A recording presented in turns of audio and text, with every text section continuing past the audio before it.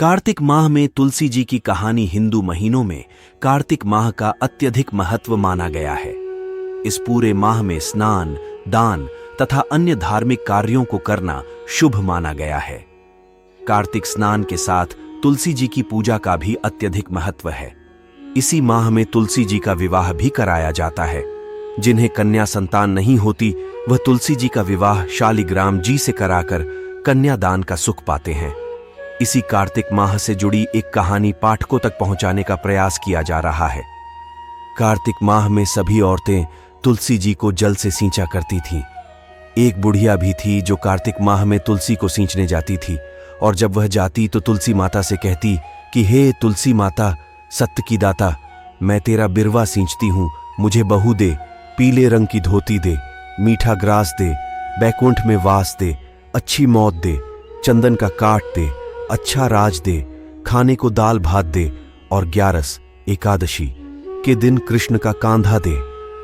बुढ़िया मां की यह बातें सुन तुलसी माता सूखने लगी। तुलसी माता को यूं सूखते देख भगवान ने पूछा कि हे तुलसी, तुम दिन प्रतिदिन क्यों सूखती जा रही हो? तुलसी माता ने कहा कि बस मेरे मन की मत पूछो। भगवान ने कहा कि मैं नहीं पूछूंगा तो कौन पूछेगा? इस पर तुलसी माता कहती हैं कि एक बुढ़िया आती है और अपनी बात कहकर चली जाती है। मैं उसकी सभी बातें पूरी कर दूंगी, लेकिन कृष्ण का कांधा कहां से लाऊंगी? भगवान कृष्ण बोले कि वह मरेगी तो अपने आप ही कांधा देने आऊंगा, तुम बुढ़िया माई से यह बात कह देना। इसके बाद बुढ़िया मर गई। बुढ़िया के मरने पर सारा गांव इकट्ठा हो गया और उसका अंतिम संस्कार आने पर उसे उठाने लगे, लेकिन वह बहुत भारी हो गई जिससे उसकी अर्थी टस से मस नहीं हुई। सभी बोले कि यह तो बहुत संस्कारी थी, बहुत पूजा पाठ करती थी, कोई पाप नहीं किया, फिर यह इतनी भारी कैसे हो गई? बूढ़े ब्राह्मण के वेश में भगवान आए और कहने लगे कि यह भीड़ कैसी है? तब गांव वाले बोले कि एक बुढ़िया मर गई है और वह इतनी पापिन थी कि उसकी अर्थी नहीं उठ रही है, बहुत भारी हो गई है। भगवान बोले कि मुझे इसके कान में कुछ कहने दो, फिर यह उठ जाएगी। भगवान बुढ़िया के पास गए और उसके कान में कहा कि माई तू अपने मन की कर ले, पीतांबर की धोती ले, मीठा ग्रास ले, वैकुंठ में वास ले, चटक की चाल ले, चंदन का काठ ले, झालर की झंकार ले, दाल भात को जी और कृष्ण का कंधा ले। भगवान की सभी बातें सुनकर बुढ़िया हल्की हो गई। भगवान अपने कंधे पर उसे ले गए। बुढ़िया को मुक्ति मिल गई और वह वैकुंठ को चली गई। हे तुलसी माता, जैसे आपने उस बुढ़िया माई की मुक्ति की वैसे सभी की करना। जैसे भगवान ने उसे कांधा दिया हमें भी देना। तुलसी विवाह पौराणिक कथा। एक बार शिव ने अपने तेज को समुद्र में फेंक दिया था। उसे एक महातेजस्वी बालक ने जन्म लिया। यह बालक आगे चलकर जालंधर के नाम से पराक्रमी दैत्य राजा बना। इसकी राजधानी का नाम जालंधर नगरी था। दैत्यराज कालनेमी की कन्या वृंदा का विवाह जालंधर से हुआ। जालंधर महाराक्षस था। अपनी सत्ता के मद में चूर उसने माता लक्ष्मी को पाने की कामना से युद्ध किया, परंतु समुद्र से ही उत्पन्न होने के कारण माता लक्ष्मी ने उसे अपने भाई के रूप में स्वीकार किया। वहां से पराजित होकर वह देवी पार्वती को पाने की लालसा से कैलाश पर्वत पर गया।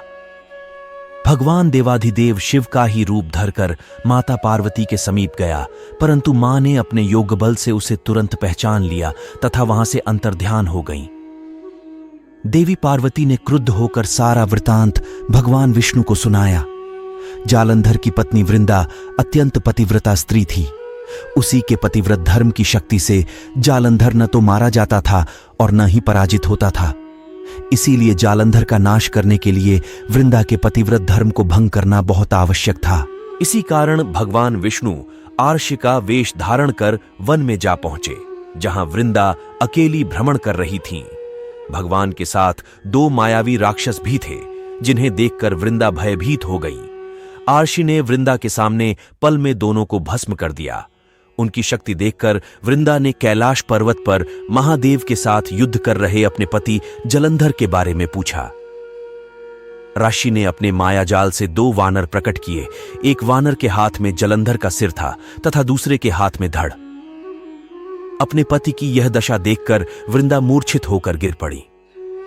होश में आने पर उन्होंने आरशी रूपी भगवान से विनती की कि वह उसके पति को जीवित करे। भगवान ने अपनी माया से पूर्ण जलंधर का सिर धड़ से जोड़ दिया, परंतु स्वयं भी वह उसी शरीर में प्रवेश कर गए। वृंदा को इस छल का तनिक भी आभास न हुआ। जलंधर बने भगवान के साथ वृंदा पतिव्रता का व्यवहार करने लगी, जिससे उसका सतीत्व भंग हो गया। ऐसा होते ही वृंदा का पति जलंधर युद्ध में हार गया। इस सारी लीला का जब वृंदा को पता चला तो उसने क्रुद्ध होकर भगवान विष्णु को हृदयहीन शिला होने का श्राप दे दिया। अपने भक्त के श्राप को भगवान विष्णु ने स्वीकार किया और शालिग्राम पत्थर बन गए। सृष्टि के पालनकर्ता के पत्थर बन जाने से ब्रह्मांड में असंतुलन की स्थिति हो गई। यह देखकर सभी देवी देवताओं ने वृंदा से प्रार्थना की वह भगवान विष्णु को श्राप मुक्त कर दे। वृंदा ने भगवान विष्णु को श्राप मुक्त कर स्वयं आत्मदाह कर लिया। जहां वृंदा भस्म हुई वहां तुलसी का पौधा उगा। भगवान विष्णु ने वृंदा से कहा, हे वृंदा, तुम अपने सतीत्व के कारण मुझे लक्ष्मी से भी अधिक प्रिय हो गई हो। अब तुम तुलसी के रूप में सदा मेरे साथ रहोगी। तब से हर साल कार्तिक महीने के देव उठावनी एकादशी का दिन तुलसी विवाह के रूप में मनाया जाता है। जो मनुष्य भी मेरे शालिग्राम रूप के साथ तुलसी का विवाह करेगा, उसे इस लोक और परलोक में विपुल यश प्राप्त होगा। उसी दैत्य जालंधर की यह भूमि जलंधर नाम से विख्यात है। सती वृंदा का मंदिर मोहल्ला कोट किशनचंद में स्थित है। कहते हैं कि इस स्थान पर एक प्राचीन गुफा भी थी जो सीधी हरिद्वार तक जाती थी। सच्चे मन से 40 दिन तक सती वृंदा देवी के मंदिर में पूजा करने से सभी मनोरथ पूर्ण होते हैं। यदि आप अपने जीवन में अखंड सुख, सौभाग्य और संतान प्राप्ति की मनोकामना रखते हैं तो आप तुलसी विवाह वाले दिन शाम के समय में भगवान शालिग्राम के साथ तुलसी का विवाह कराएं और तुलसी की पूजा करें। शालिग्राम भगवान विष्णु के दूसरे स्वरूप हैं और तुलसी को लक्ष्मी के समान माना जाता है। इनकी कृपा से आपकी मनोकामनाएं अवश्य पूरी होंगी।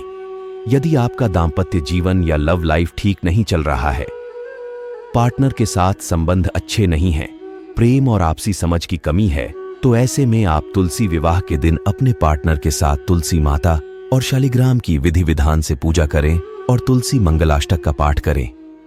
इस उपाय से आपका रिश्ता और प्रेम संबंध मजबूत होंगे। आपके दांपत्य जीवन या लव लाइफ की समस्याएं दूर हो जाएंगी। जिस घर में तुलसी होती है वहां यम के दूत भी असमय नहीं जा सकते। मृत्यु के समय जिसके प्राण मंजरी रहित तुलसी और गंगा जल मुख में रखकर निकल जाते हैं, वह पापों से मुक्त होकर